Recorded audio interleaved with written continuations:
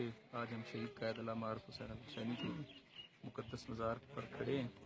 اور یہ وہ پہلی ہستی ہے جس نے پاکستان میں تشیع کے اجتماعی سیاسی کردار کا تعین کیا۔ اگر ہم انتخابی سیاست کے حوالے سے بھی بات کریں تو شہید حسینی کی آخری پریس کانفرنس، جس میں شہید نے پاکستان میں باقاعدہ مکتب اہل بیت کی سیاست میں آنے کا اعلان کیا اور اس کے اہداف واضح کیے اور پاکستان میں اپنے باقاعدہ کردار کا تعین کیا۔ یہ وہ فیصلہ تھا جس کے بعد باقاعدہ پہلی مرتبہ تحریک جعفریہ جو ہے اس وقت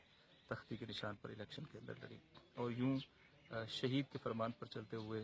تشیع کی سیاسی شناخت کو بنانے کا کام جو ہے وہ شروع ہوا۔ بدقسمتی سے درمیان میں ایک عرصہ گزرا کہ مکتب اہل بیت کے لوگوں کو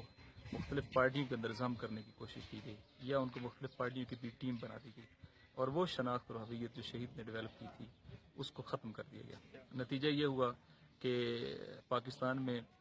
بڑی سطح پہ طالبان کے لیے ہمدردیاں پیدا ہونا شروع ہو گئیں، تکفیری گروہ پاکستان میں فعال ہونا شروع ہو گئے،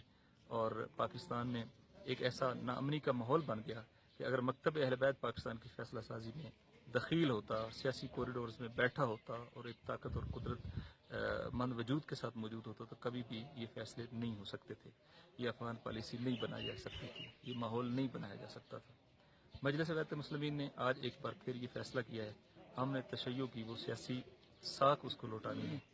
ہم نے پاکستان میں ان لاکھوں کروڑوں لوگوں کو آپس میں مربوط کرنا ہے، اور اس سیاسی شناخت کی بنیاد پر ہم انشاءاللہ اس پوزیشن میں ہوں گے کہ اگر کسی کے ساتھ ایڈجسٹمنٹ کریں گے یا الائنس کریں گے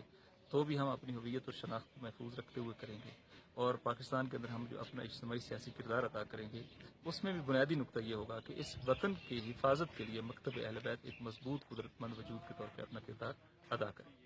مروجہ سیاسی عمل کے اندر جب تک آپ الیکٹورل پالیٹکس میں نہیں جاتے، آپ اپنا سیاسی وزن دور دور چائے کی طرح ثابت نہیں کر سکتے، اس وقت تک نہ کوئی آپ کے ساتھ بیٹھتا ہے، نہ کوئی ایڈجسٹمنٹ ہوتی ہے، اور نہ ہی پھر آپ بڑی سطح پہ ڈیسیژن میکنگ کا رول پلے کر سکتے ہیں۔ لہٰذا 2013 وہ انتخابات تھے جب مجلس باقاعدہ انتخابات میں اتری،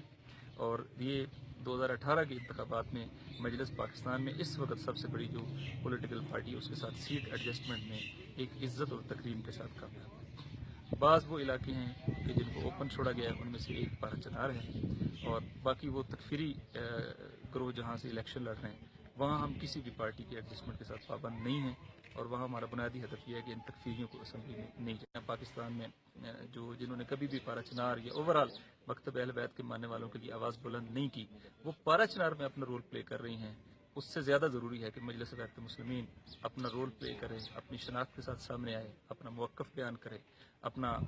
جو اب تک کی کارکردگی ہے کہ کیسے ہم نے پارا چنار کے محاصرے کو کھولنے کے لیے، جب پیپلز پارٹی کا دور تھا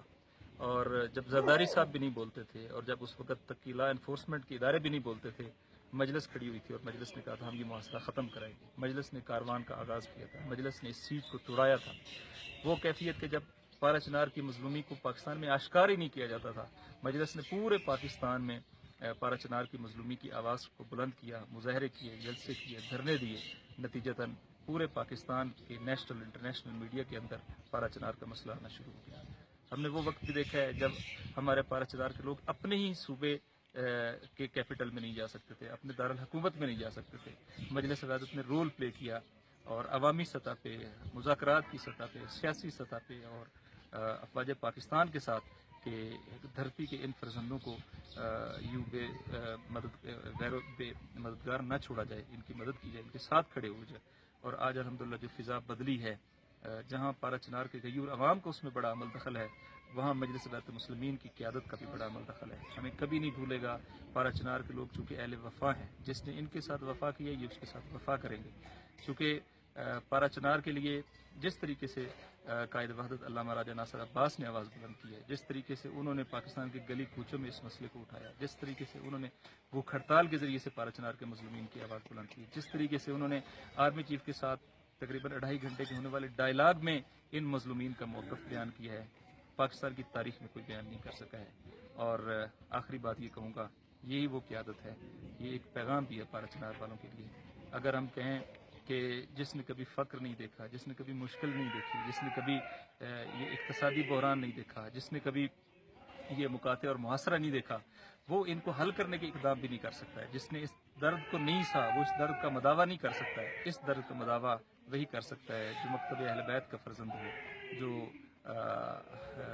علامہ راجہ ناصر عباس کی صورت میں ہو, جو عالم دین ہو, اور جس کی سابقہ کارکردگی بھی موجود ہو, اور جس کا حال بھی دلیل ہو کہ وہ کبھی بھی پارا چنار کے لوگوں کو تنہا نہیں چھوڑے گا, ان مظلومین کو تنہا نہیں چھوڑے گا. توقع ہے انشاءاللہ پارا چنار کے لوگ بھی مجلس کے نمائندے کو بھرپور سپورٹ کریں گے. السلام علیکم.